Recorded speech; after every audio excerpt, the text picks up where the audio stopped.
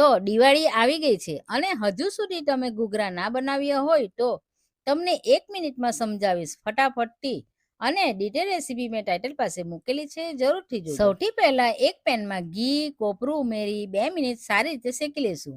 કોપરું શેકાઈ જાય ત્યારબાદ તેમાં શેકેલા ડ્રાયફ્રૂટ ઉમેરી લેશું.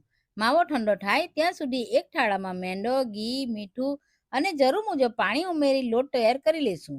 હવે આપણો માવો ઠંડો પડી ગયો છે. ત્યારબાદ તેમાં 4 ચમચી દળેલી ખાંડ ઉમેરી સારી રીતે મિક્સ કરી લેશું. હવે એક નાનો લુવો લઈ પૂરી વણી લેશું અને આ રીતે વચ્ચે માવો મૂકી અને કાંગરી પાડતા જઈશું. અને જો રવાના ઘૂઘરાની રેસીપી જોઈતી હોય તો ઓલરેડી મારી ચેનલ પર અપલોડ કરેલો છે, ખોલીને જરૂરથી જોજો. હવે આપણે ઘૂઘરાને મીડિયમ ગરમ તેલ ઉપર બંને બાજુ સરખી રીતે તળી લઈશું. તો છે ને એકદમ સિમ્પલ ઘૂઘરાની રેસીપી.